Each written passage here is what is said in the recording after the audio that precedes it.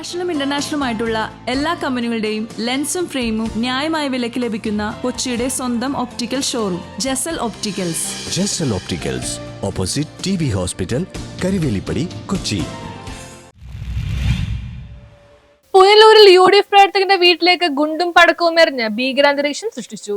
Punalur high school വാർഡിലെ LDFിലെ സ്ഥാനാർത്ഥികളുടെ പ്രവർത്തകരായ അഡ്വക്കേറ്റ് PA അനസ്, റേഷൻ കട നടത്തുന്ന ഷാഹുൽ ഹമീദ്, പൊന്നച്ചൻ എന്നിവരുടെ പ്രേരണയിൽ ജീനോ, രാഹുൽ എന്നിവർ ഞായറാഴ്ച രാത്രി 7:30 ഹൈസ്കൂൾ ജംഗ്ഷനിലെ UDF പ്രവർത്തകനായ ഷഫീഖിന്റെ വീട്ടിലേക്ക് ഗുണ്ടും പടക്കവും എറിഞ്ഞ് ഭീകരാന്തരീക്ഷം സൃഷ്ടിച്ചു.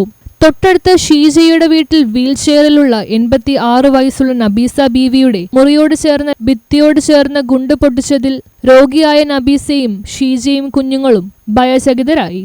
അവരിങ്ങോട്ട് വന്ന് പടക്കം കൊണ്ടുവന്നപ്പോൾ ഞങ്ങളെ മച്ച പറഞ്ഞ് അവിടെ പൊട്ടിക്കരുത്, അങ്ങോട്ട് കൊണ്ടുവിടെ ആട്ട് കിടക്കുന്നെന്ന്.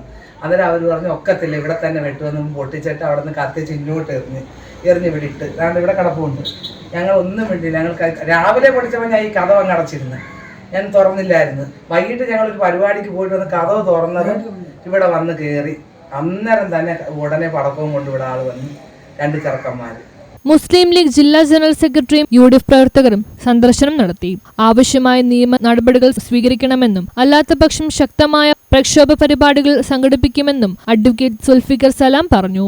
ഞങ്ങളിപ്പോൾ പുനലൂർ നഗരസഭയിൽ ഹൈസ്കൂൾ ജംഗ്ഷൻ വാർഡിലെ ഐക്യജനാധിപത്യ മുന്നണിയുടെ സ്ഥാനാർത്ഥിയായി മത്സരിച്ച ഷാലിമ ടീച്ചറിൻ്റെ വാർഡിലാണുള്ളത്.